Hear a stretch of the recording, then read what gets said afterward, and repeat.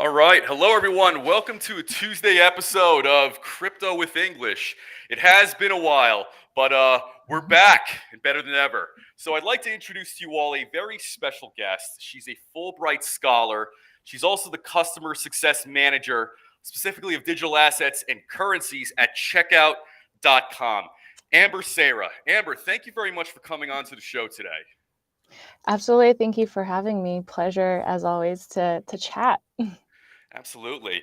And, just for the sake of the audience, could you tell people a little bit more about yourself and a little bit more about what you do at checkout.com? Absolutely. So I'm a financial services practitioner and more into how I got into blockchain. I think this will come into play, but I got my start in technology and government sector spaces. And then currently at checkout.com, I work with crypto companies that are interested in accepting payments. So it may sound a little confusing, but fiat, if you have fiat and if you would like to get cryptocurrency, so exchanges, on-ramps, etc., um, Checkout.com is a payment service provider that allows that to happen. So with that, I Right. will caveat by saying that, all views expressed here are of my own, and I am not here in representation of Checkout.com. Slight, once working in government, you can't not have Sure. a, Sure, it's absolutely. kind And of I can ingrained certainly in relate. me. Yes. So, checkout.com provides some very unique, you can say, I guess, payment solutions. So, I guess in a generic sense, what are some of the traditional problems with payment solutions that have existed for, let's say, the past, 5 to 10 years? And, this could be either the larger names and even the smaller ones. Yeah, I mean, you can even go back 5 decades if you want to, right? If you think Sure. about right, if you think about accepting payments and credit cards, from that sense. So, how do you exchange value? You can use cash for a very long time. You can write a check, that was an option. Right. And then another option was using credit cards. And so um, how can there be an incentive to even use a credit card in the first place? Because if you think about adoption, there was skepticism. How do I know not everything from my account is going to be withdrawn, or what's the fraud Right. protection around that? So a lot of the industry has been um, providing that safety and soundness for the end user to use that in general, um, and just improve how that works between the issuer, whether that's a bank, or the type of credit card across the schemes. Visa and MasterCard are some of the most common, most ubiquitous one worldwide. Right. um, and so yeah, so I mean, pain points is any time in that process. And when we think about blockchain in particular, or even layers above that, right, cryptocurrency, Sure. the when we think of mass user adoption, can a transaction happen in seconds as it would be with a credit card, right? So the Right. credit card industry or the payments industry have been working overtime to improve that. And so many ways to improve it, whether it's point of sales, whether it's faster processing times and so forth. Right. So there's more of the traditional sense of what those issues can be.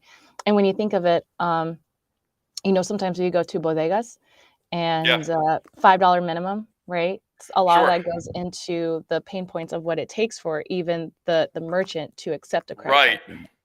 Absolutely. And on average, if you're a merchant and you're using, let's say, the traditional credit card companies to accept transactions, what is the average fee that, let's say, credit card companies will take from that sale? There really isn't a good average. It really, really depends on so many different factors. If you used a company credit card as opposed to a debit card, as opposed to a different type of, Amex that would have a different fee as opposed to MasterCard. I know one of what I've noticed in their shop small business support was, you know, um, they talk about being able to lower their fees. So Right. for that transaction. So there really isn't like, this is a static table. Right. It's evolving, and as the schemes are also evolving to improve the process on their end, or efficiencies on their end, like it could just lots can come into play, which is why folks in the blockchain or cryptocurrency industry may think some, other alternatives make more sense. Right. So just to summarize, probably one could say the traditional problems would include processing times and then the issue of fees. What about fraud? Can you talk a little bit about that? Absolutely. So, and I would say maybe take a step back. Processing times is getting better and faster. Right. It would be maybe settling. So if something was purchased on Friday or Saturday using my credit card, by the time that gets settled, if I was a merchant, if I'm selling shoes, Sure. I'm the shoe shop. Um, and if there's a transaction, an online commerce that happened on Saturday, then I won't get settled in for that payment until the bank's open on Monday, unless there's a Monday Right. holiday. Then that won't happen until Tuesday. So I would say that's probably a really big pain point that is present day, right? Got it. And then fraud would be, there's always risks with online commerce as well, or you physically lose your card, it's been physically stolen, then you want to make Right. sure no one has access to your funds. Got it. And when it comes to checkout.com, talk about some of the underlying technology. What makes this tick and what makes this a superior excuse me, superior solution to many of the other competitors out there? Yeah, well, bias. Well, I work well, of course, but we had the little disclaimer earlier, and right, let's yes. highlight some of the strong suits about this product. Well, I mean, so you're chatting with someone that loves working here, and I see how everyone truly cares about the customer and improving payments and really improving the how can we build communities, because essentially we're working with businesses Right, and business owners, and granted some are more enterprise accounts, but um, how can we improve that what can digital payments do to improve communities moving forward, right, and everyone definitely really cares about that. So I mean, there's one aspect, right? Work hard for the customer is definitely something that I love about here, and I see it also gets demonstrated in that value add. right. But in general, we have a unified single API, and Oh, that's so good. so we spent Checkout's been around since 2012. We spent a really long time in improving that product. Um, Only recently they just started their series fundraising, but you know, doing the work, getting the acquiring licenses, having that regional expertise and presence, Right, whether the merchant wants to expand to APAN markets, MENA, Europe, or NORAM, right, North America. Um, that infrastructure, they've taken a long time to build the infrastructure in place, and so and all the end user sees, and I'm talking about the merchant, is that API. So if you want to expand to Europe, it's not another separate platform you have to integrate with. It's one single platform. So that's right. something that I like it. I find it that I'm impressed with, and I see the seamlessness, especially because my bulk of my portfolio are crypto merchants. Right. They're growing so fast, and it's Right. And by high the way, high sites, and so to see them just keep scaling at the way they want to, and we can keep up with them, is something that I think is really cool. right. And by the way, just feel free to correct me if I'm wrong, but some of your big partners include Patreon, Sony, and Curve. Is that correct? And Yeah, and by the way, I think Netflix. that's a very good you could say, notch on the gun belt. Talk about that, and talk about how Sony and Patreon and Curve were willing to jump on board, because that is an accomplishment in of itself.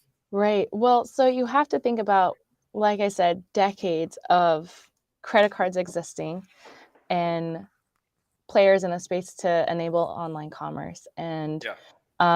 like I said, I wasn't involved in bringing them on board, but I would assume what I see demonstrated to my merchants is probably the same for them. Is they can get a lot of value, a company that moves fast and nimble with them, and in their expansion as well, Right. and providing that the quality that they need. So and then also, like I said, that flexibility, as you move through different regions or need to expand, it doesn't, that platform is already integrated. The work is already done. You don't have to keep doing it over and over again every time you need to expand globally. Right. And when it comes to a product, I think especially nowadays, more so than ever, the user experience is very, very important. So I was going through checkout.com, I was looking at the documentation and kind of the ins and outs of this. And I have to say, it's very easy on the eyes. It is very, very user friendly from what I can see here from my research. So talk about the importance of that, the UI, UX, the user experience, and how that is important more so than ever. Yeah, absolutely. The documentation's great, for the engineering with our API aspects whenever they do want to add additional features to their checkout experience, Right. as well as payments sucks.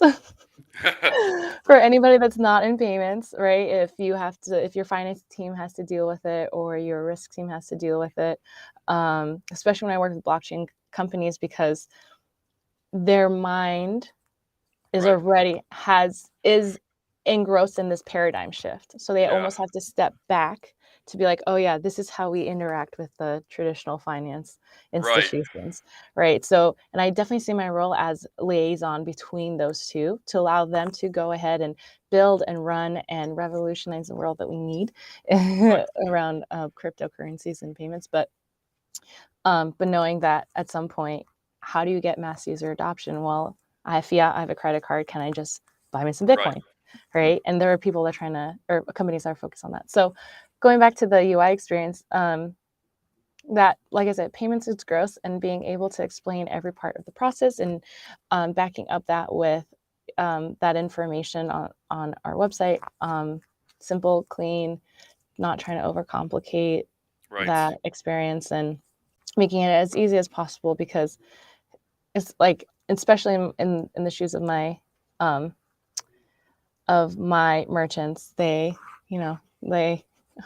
I feel like I get the impression that the less they can interact with fiat, the better their lives are. Sure.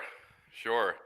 And when it comes to cryptocurrencies and let's say being a user of checkout.com, what do you, as far as cryptocurrencies, and maybe this is an estimate or speculation on your part, which ones do you think are going to be the most common ones used in, let's say, everyday transactions? Because, there's so many coins coming out, all the time. I think a lot of them do get wiped out. And obviously, the crypto market has taken a tremendous beating. So, in your estimation, do you see people using mostly, let's say, Bitcoin to buy the groceries, or maybe Ripple, um, possibly Ethereum, even though mostly DApps are used, to be built off that. But your thoughts? Yeah, you have to. So there, I like think of it in a couple different phases, right? You have Sure. the Satoshi paper, right? What, like, the white paper, what's intended. Right. Bitcoin obviously has got a little like political. So like, to the extent Sure. now how Bitcoin's been defined, at least in the US, right, as an asset, you are essentially saying, I don't know, I'm trying to think of another equivalent. I will sell part of my I'm standing in line to get coffee. I will sell part of my Apple stock or my Microsoft or whatever, right? Right. Some stock I have of my investment portfolio. I'm going to sell that to have liquid cash to use for a transaction. Right. That's at this point, that's essentially what has happened. Even though, I mean, Cash App is doing a really interesting job, especially when with the Lightning network Right. coming on. So, is it to exchange value from point A to point B? Things like Cash App can make that happen. Is it to point of sale at a coffee shop to buy my coffee? I don't think Bitcoin's the way it's going right now is the the way you can do it if you were to try to make that transaction is Got the it. best way. Um, People have been accepting Bitcoin for payments. I think what Bitcoin pizza, right? Oh, Sure. 2016 or something. Yeah. If you just need to set up a wallet address, sure, let's transfer stuff between wallets. But when we're thinking of anybody accepting it and what gets settled in the merchant account, what gets settled in the coffee shop account. If they have Right. a wallet address, that's different to exchange value for goods, Yeah. um, as opposed to I pay my rent in fiat, and so you can give me Bitcoin, but I need to be able to pay, the lease on this coffee shop building in Sure. fiat, right? So, um, what would be going forward? It'd be interesting. I know um, what we announced during Bitcoin 2022 is that we're working on stablecoin settlement, and Very nice. it's so yeah, so it just depends. You're right. Ethereum a little bit better for smart contracts, dApps, DAOs, Right. those type of transactions. Bitcoin might be a little bit challenging now, the way it has evolved Sure. to do that type of payments, but Right. ways that could help hold value as you need to interact in and out of the fiat and cryptocurrency space could be more on the stablecoin side. And so that is where I think the transition would be going, because you have to think of the balance between mass user adoption. Right. Um, when we think of payments, which is when it's not P2P, right? What happens when the use case isn't P2P? Got it. So I was wondering as well, when going about pitching this product to various companies, as somebody who's also in this space as well, often people will bring up the environmental concerns with using blockchain or anything blockchain and crypto, related. So if you can talk about, let's say, some of those issues when trying to, pitch this company out. And in all fairness, I do think there's a lot of misunderstandings. I think when it comes to some of the environmental critiques of blockchain and cryptocurrency. Now, obviously, Ethereum tends to be almost like the biggest. I guess you could say blockchain of interest when it comes to, that issue, especially with the incredible amount of energy that is used and expended for its, various processes. So I was wondering if you could talk about some of those issues or if you've encountered them and what are usually your answers to that? Yeah, definitely something that gets brought up, especially folks not in the space. I think that's the first thing that gets thrown at me. And Right, it's funny because I've been working in blockchain and got from a government perspective since about 2016, and um, I feel like that energy conversation, or at least I wasn't as involved in it for a while. That right, died down, and then now, as it's reaching more of a wider audience, and you see more things happening within New York and Europe, what could right. be proposed and so forth, then it's kicking back up. And obviously, my gut reaction would be, well, let's point the finger at everything else. Like, okay, well, what about keeping your AC on all day, or even traditional financial institutions, those massive, massive servers, like that's any less energy efficient, Right, right, right, to process those transactions. But that's not going to help us get anywhere, right? Like it's um on one hand, it when I hear that, I feel my first reaction would be eye roll, right? But then how right, can we move forward? Because just because it's just as pollutive as any other of our habits sure. doesn't mean it needs to stay. And there's a lot of really interesting projects going on around that. Um, and it's just a consensus mechanism, right?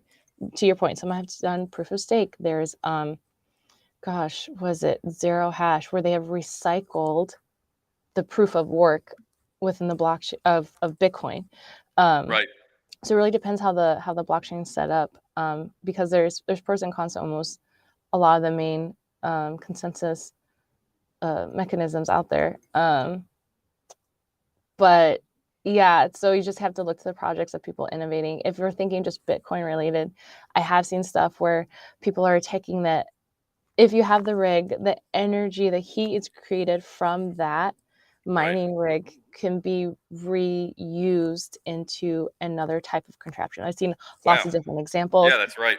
Yeah, most common I've seen is heating water. So Right. so trying to provide an all-in-one stop shop, I guess. But I love that people are innovating. It's good to be critical of it. I don't think it's a reason to shut down the conversation and be like, "Oh, you're right. That's it. No Right, more right. blockchain. You've Yeah, done it." You right. but And it is good to be critical um, we're changing how humans can interact and agree. Like, that's wild. So far, for thousands of years, we had to have a trusted party. right. If we can self-organize ourselves this way, why should we still rely on, like, intensive old technology anyway, right? Right. And I don't have the numbers in front of me, but I can only imagine you could say the energy expenditure and you could say damage to the environment when, essentially minting coinage and printing notes. And this could either be US dollars, British pounds, euros, or whatnot. The inks, the metals, the chemicals that are involved in those processes, you can't really repurpose those. To say the very least, and Yeah. and especially as we're moving more and more towards a cashless society, it kind of makes you wonder, how necessary is it to, let's say, print the volume, especially these days, the large volumes of notes and coins nowadays, especially keeping all of these things in mind. Yeah, absolutely. And I think that's where we see the struggle happening around CBDCs or, Right, yeah, or even just like, is it a digital dollar or is it an actual like centrally backed digital currency? right, What's the difference? And I haven't. I mean, I guess I would have been paid in my paycheck would have been a physical check, but you know, money just numbers just change in my account. I right, never hold anything for right. the most part. So yeah, how do we keep track of all these as more and more things for efficiency's sake evolve that way? Right, and I think it would be fair to say too. Let's say CBDCs, central banks and governments creating their own cryptocurrency. Probably on average, if you leave it to a government to create those, more often than not, they're probably going to be expending and consuming more and more energy for those purposes. And I guess if changes and a pivot needs to be made, it's probably going to be a much longer process. Administratively, there's probably there might be some sort of rulemaking process and things like that. I think maybe with some of these smaller companies and mid-sized companies and larger companies like Checkout, if there is an adjustment or pivot that needs to be made, it's probably done relatively fast, if not very, very fast. Yeah, I mean, pivots are definitely done very fast. I'll tell you, like, coming from the government, there's good there's a lot of processes in place, but Right, there's also good reason, right? right, If something goes south for a company, they can fold. If something goes south for a country, that's a yeah. Those little are people's different. lives involved. Yeah. Yeah, Yeah, yeah, yeah, yeah, exactly. So it's always the balance. I feel like, I have like I said, I started on government. I've worked in 2 different countries' governments. Um, I'll people that try, very hard to do the right thing to serve their citizen and really understanding the weight of their responsibility. But yeah, that definitely doesn't make it the most nimble of environments sure. to respond or even build things out sometimes. Right. And by the way, just to backtrack a little bit, so going back to the example of, let's say, the bodega owner. So let's say if hypothetically I own a bodega. Let's say this is in the Bronx or Washington Heights. Little shop sells a little bit of everything. You can get your groceries, you can also get your cigarettes here, and gum and all that other type of stuff. So if I have customers coming in and let's say they want to pay me in Bitcoin, um, would I have to impose some sort of like $5 minimum or something like that? I mean, I wouldn't see why you would. Right. I mean, that's my whole point. Like, it seems like with this, app, Checkout.com, it seems like it bypasses that process. Yeah, so I mean, Checkout's a payment service provider. We definitely interact with banks and like the card schemes. So we're essentially the middleman in a payment process. And blockchain, Right. the goal is to eliminate the middleman in Right. these where there's no trust, right? Right. Um, but yeah, it's because there's a couple different parties are involved. A message needs to be sent around all these, the bank, Visa, Sure. etc. in order for a transaction to be authorized and for that amount to be withdrawn. And then ultimately, that amount needs to end up in the account of the merchant, right, Right. of that bodega. So yeah, there wouldn't really need to be a minimum, Which is especially if, excellent. yeah, right, which is the future. Right. Right. And going off of that, so one of the major ingredients that companies want to, make as part of their recipe for success and expansion is social impact. So, companies nowadays genuinely strive to, you know, create some sort of positive social impact based on the products and services they provide. So, I was wondering if you could talk about, some of your work in, let's say, BIPOC, Black people of color, and as well as women, because nowadays, especially in 2022, a lot of these issues are now coming more to the forefront, getting more attention, and really getting more and more, I guess you could say, focus by society, in a greater sense versus, let's say, if this was the 90s or something like that. Now, companies are on board to resolve these issues and improve upon, some of, let's say, the underlying, social bulwarks that, let's say, hold people back. Yeah, well, yeah, sorry, my mind is racing because I'm just trying to All decide right, I where imagine do I there's a want to lot to start. parse through that. Yeah, yeah, yeah. Super, super exciting. So, I mean, one thing I really like about blockchain obviously eliminates the middleman. And as we know, I could, or at least what's been measured and tracked in the United States. I can't speak for other countries, although it's probably something similar. As a um, just the inability to really fully participate in the financial institutions Right, that we have poses a challenge. And then the lower barrier of entry that cryptocurrencies present or is also very exciting. And so you'll see also an adoption among BIPOC communities at higher than their white versus non-white counterparts. And there's speculation people um, it is getting the attention of more of the financial institutions as opposed right, to maybe more of the think tanks that would normally measure this. But there are surveys and measurements going out trying to track this.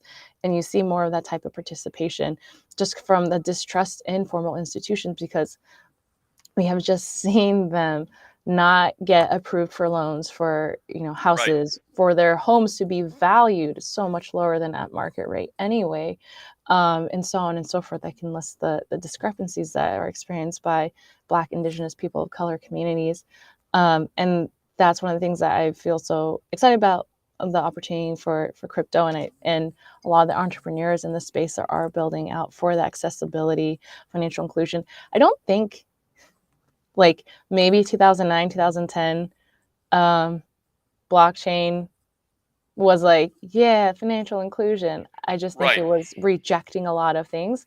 And as more folks kind of understand the the principles of blockchain and of value and what can get built on top of it, and what's coming, with Bitcoin and some of these other coins, and how other entrepreneurs are also building their own cryptocurrencies on top of that. right, Black owned cryptocurrencies like Coin is one that I think is super fascinating. Um, the financial inclusion piece is getting wedged in there, and people are right, making a space for that, which I find so exciting. Um, and it could not be a better time. You see in Congress, typically the quicker to adopt or support or champion just blockchain technologies or cryptocurrencies or digital assets in general tend to be more of the Republican Party, but not all, right. because they see that, okay, individual freedom from government, etc. Sure. But folks like Darren Soto has been doing a good job for a long time, years, right? Right, Um, Not just since 2021 or 2022. Um, and I think there's still a lack of communication that a lot of people are still trying in that advocacy work to show on the Democratic side, or Democratic members, knowing that the values of that party, that there is support and there is already a presence for many years Right. of BIPOC-led projects to improve their community outcomes, which is so, so, so exciting. And there's a lot of good work in the Financial Services Committee that I've seen coming through in highlighting those stories. Because first, it has to exist on Right. record in hearings and so forth. So I see more and more folks from those communities being invited to the Hill, having those conversations. And Right. I look forward to having those as, the nuggets I can get from those testimonies to be worked into future legislation. That's I great. know I work in fintech, but I'm like still a policy nerd. You can't, No worries. And, you and by the can't way, take it that out. greatly clarified, I guess you could say some of the subject matter, on that issue. And, one of the issues that has been brought to the forefront, way more so now than ever, are unbanked populations. And that even includes unbanked populations here in the United States. And, one of Yeah. the things that I came across is that for a lot of BIPOC communities, so Black, Indigenous, people of color, a lot of, you could say, almost the traditional banking systems are either outside their reach or in a location that is greatly inconvenient and would probably cause a huge burden just to access it, just transportation alone. I was wondering if you could talk about that and maybe how maybe blockchain, DeFi, and even what Checkout is doing can maybe alleviate some of that burden. Yeah, I mean, I have looked at proposed legislation when I worked, on Capitol Hill from my member's office of utilizing the post office as an option for banking because everyone has essentially access to mail, whether you're rural or whether Right, you just in a, I don't know, bank desert. Does that right, transfer over from food desert? I don't know. But right. No, but it logically makes sense. I mean, that could very much well be a new term. yeah. Yeah, And so to your point, there's definitely like an access issue as well. Fees from traditional banks, sure. having a minimum in your account, having a fee when you don't have enough to meet the minimum, having a fee for Right. overdrawn, as opposed to why don't you just not let me overdraw? Sure, right. Right? Probably feels not enough money to be made in that. So, Right, of course, right. of course, of Yeah. course, of course. And you see a lot with those the neobanks and so forth of kind of pushing back on that model Right. and providing real value for the end user. But I digress. And so things that are improving, yeah, thinking of a lot of really interesting companies like CELO, I think is really interesting. CELO do a Right. lot of really cool Yeah. work. Yeah, we think of unbanked or underbanked, um, and not so much stellar, but thinking about how do we think of cross-border transactions. But like again, knowing that the current structures in place are not really inclusive or Right. really allows for payments to happen as easily as someone would like. And then from Checkout's perspective, the support that I think will be really cool as we see we're like I said, we announced in Bitcoin 2022 that we have done some stablecoin settlement, and if we can make it easier to accept a payment anywhere in the world and have that get settled in the hands of the merchant in a way that makes sense, I think Right. that'd be really powerful. I mean, it's still, even if you interact with payments, it's like, unless you have fiat, right? It's still really Right. challenging just getting the bank account to begin with.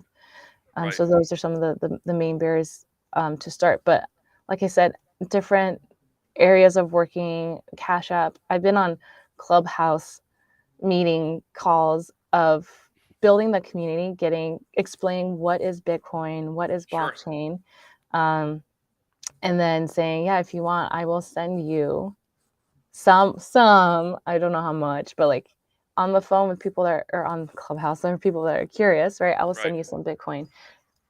Give me your Cash App address. I'll send it to you. We don't have to demystify this at all. Right. You don't need to have some, I don't know, investment advisor. I mean, I Right. don't know. You should probably do your own research, but like, um, the barriers of entry is a little different, which on the flip side could be a concern, right? That's the other conversation I'm seeing from members of Congress on the Democratic Party. It's like, okay, well then Sure. now are they in a vulnerable state? And so it's Right. always that balance of personal freedoms, personal responsibility, Sure. and to what point doesn't make sense? Can we protect the consumer? Right. And since you have a very rich background in essentially, government policy, Yeah. both academically and in practice, where do you see the future of regulation here in the United States? And I do feel this is eventually going to transcend either a Republican or a Democratic administration. But is it simply going to be an issue of how do we get the IRS to tax this, or is it going to be something else? Like, what do you think the general direction will end up being? Yeah, I think first we need to get a little organized, which is why I think Biden's executive order that came out earlier this year is exciting, because he basically said, "Hey guys, go get organized," um, Right. and like these are some starting points. These are what you're going to be in charge of learning and organizing about. But I think that's an interesting step in the right direction, because otherwise we have a lot of back and forth between FinCEN and SEC and who wants to identify what. I think that's going to keep going. I do find it interesting when they, putting out letters to clarify existing laws in place. I I think that the going forward, we're going to have to decide if is it an entirely own separate entity, Right. monitoring agency or something, or can it exist within the structures are in place? And I think it's gonna be a little bit of both, but my opinion, as much as possible, I think it should work within the existing structure, because if you, I guess what you think the principle is, like, what do you think the future of this technology is? And I would like it to be seen as, um, just as cash, as value, as anything else. Right. And obviously the government Right. has different ways how Concerns. they want that to happen, right? Right. But I Right. think it should be like, on the same level as everything else, just in a digital space. Right. And this is more or less a policy or economic question, but do you think New York and Palo Alto, Silicon Valley have kind of lost the plot, so to say, as far as being tech centers? Because now, and I think it's particularly apparent within the past year and a half, but it seems like Miami and Austin are now essentially the burgeoning and soon to be semi-permanent to permanent like tech centers in the U.S. Like you see all the migration of liquidity and you could say thought leaders and companies going to those two cities. um, do you think that will be essentially what's uh, what's going to be the status quo going forward, those two cities In essentially terms of like narrating, hubs, yeah, yeah, in leading terms of the way. hubs, in terms of I mean, everything? I don't know. Wyoming's been trying. They've been pretty aggressive in their legislation for the last couple of years, and no one's moving there. I'm sorry, Um, who? Which? Wyoming, Wyoming? Oh yes, yeah. the state, yeah, right. Um, yeah, I think I get that sense as well, right? When you're in those environments, you see the type of companies and VC capital and so forth. Um, I think there is going to be a shift. I do see that. It's nice because I was going to say, well, the mayor of Miami is trying super Right. hard, but then I was like, Right. well, that's not fair. That doesn't, like, other places are trying too, and Right. California also passed something, or I can't remember if it was proposed or passed, maybe 1 or 2 weeks ago, that even enabled procurement of blockchain technology, which is wild. Right. Um, because I've worked on some technology modernization projects, so procurement. So like, is encouraging the DMV to put forth requests for proposals Right. Right. to improve their processes using blockchain technology as an underlying like layer. I don't know. Like, Right. that's pretty cool. Obviously, with anything, does it happen overnight? I don't know, but yeah. So I think it's in the right direction. I think it's in every major city's best interest to be as crypto friendly as possible and whatever makes sense for the Right. values of their community. But I agree. I see it feels that way when I'm in those locations. Right. And how about the inclusion of women in Web3 and in this, DeFi space as well? It seems like blockchain and even COVID kind of more or less, revealed some of the vulnerabilities and, pain points in society. And now it looks like with DeFi and crypto, more and more women are, let's say, entering the space as entrepreneurs and players.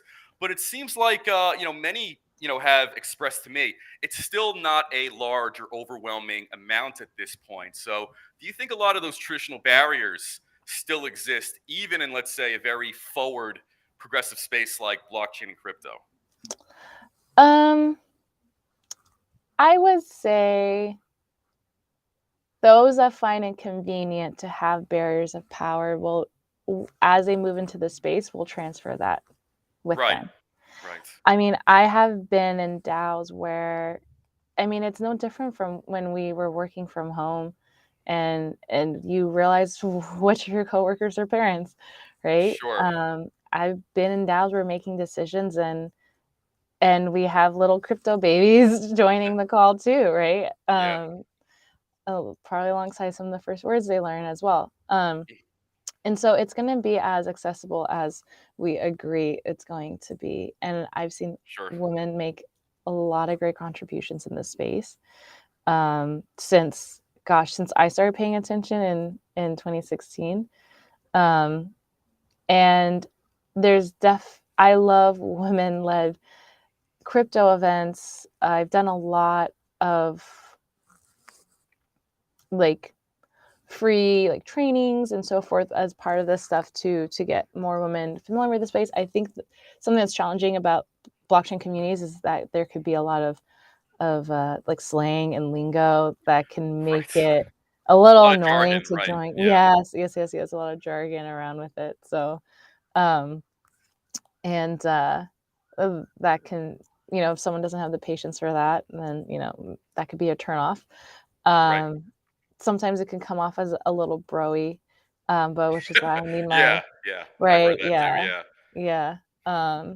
But that is a little bit finance anyway. I think that it is exciting to see more women engage in it because they are, no offense, but like globally more responsible for more different types of people, and so they can be efficient with their money if they have families in different parts of the world that sure. they have a sense of responsibility for. They will make the decisions as needed, and if blockchain or cryptocurrencies, digital assets right on top of blockchain, um, is the way to do that more efficiently or cost effectively, then yeah, you're going to see more and more adoption of that. And um, yeah, and they are creating the space. I meet the entrepreneurs that are it's really exciting. And so as long as we keep highlighting and keeping them in the same space, as I said, it's no accident. Like no one's going to give up their power Right. for Of course. fun, or Yeah, something the way conveniently, right? Um, if you're not pushing for something, then you're just transferring the same issues that have always been in play are just going to make their way into the space as well. So um, right, let's not be jerks and right. be inclusive from the beginning. Right. And on a final note, so what does Checkout.com have in store for Q3 and Q4? With all this, all these exciting things going on in crypto, blockchain in general. From my research here, it looks like you all are putting together a really great application to just simply make the entrepreneurship and the customer experience much easier. Yes, it's definitely the goal. I mean, all of our stuff in H2 just being the best payment service provider as needed for our merchant community. And again, like I said, Bitcoin 2022, we announced stablecoin settlement. I think you'll see a lot more of that in the Right. second half of year as well. And our we had a huge survey research that we published last month on digital users payments cryptocurrency, payments, just the attitudes around that. And so you'll see more of that implemented, I believe, in H2 going forward. Awesome. Well, I got to say, Amber, it was an absolute pleasure having you on today. I really do appreciate you presenting Checkout.com and really exploring and clarifying and illuminating some of those, you could say, macro and micro economic issues, along with social issues surrounding all this stuff. So it was an absolute pleasure, and thank you for coming on today. Thanks for having me. All right. Well, listen, enjoy the rest of your week, and I'll talk to you soon. Will do. All right.